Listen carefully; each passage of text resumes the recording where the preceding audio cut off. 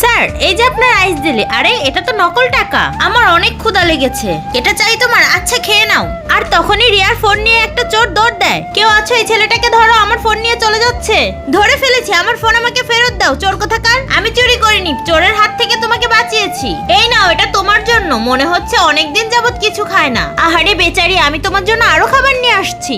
এই নাও, পেট ভরে খাও। তোমার ঘর কোথায় তুমি বলতে পারো? আল্লাহ, আমি এখন ওর ঘর কোথায় খুঁজে পাবো? এরপর ওদের একটি অর্ডার আসে, কিন্তু মেয়েটি খাবারটি খুঁজে পাচ্ছিল না। আর তখনই ওই ছেলেটি খাবারটি নিয়ে আসে আর ওর কাজে অনেক হেল্প করতে থাকে। কিন্তু ছেলেটি অন্যদের খাওয়ানোর থেকে নিজে বেশি খেত। আর ছেলেটি অনেক সরল ছিল। মেয়েটি বলল, যাও আরাম করো এখন। এরপর রিয়ার বান্ধবী কল করে, রিয়া সামনের সপ্তাহে আমার জন্মদিন, তুমি অবশ্যই আসবে কিন্তু। রিয়ার বান্ধবী অনেক খারাপ, সে সবসময় তার বন্ধুদের সামনে তাকে অপমান করত। রিয়ার বান্ধবী বলে, আমি শুনেছি তোমার বয়ফ্রেন্ড আছে, ওকেও নিয়ে আসবে কিন্তু। রিয়ার বান্ধবী বলে, না আসলে কি হবে বুঝতেই পারছো। রিয়া বলে, আমি আসবো অবশ্যই। আর এইদিকে আর যে কোম্পানির চেয়ারম্যানকে পাওয়া যাচ্ছিল না। ম্যানেজার তখন বলে, যে করেই হোক ওকে খুঁজে বের করতেই হবে। রিয়া এই ছেলেটাকে তার বয়ফ্রেন্ড সাজিয়ে নিয়ে আসে। তুমি যদি ঠিক করে অভিনয় করতে পারো তাহলে তোমাকে 3 মাসের খাবার ফ্রি দিব। তোমাদের দেখে একদমই বয়ফ্রেন্ড গার্লফ্রেন্ড বলে মনে হচ্ছে না, মনে হচ্ছে কেমন জানি সন্দেহজনক মূলক। বন্ধুরা, ছেলেটির আসল পরিচয় জানতে চ্যানেলটিকে সাবস্ক্রাইব করো।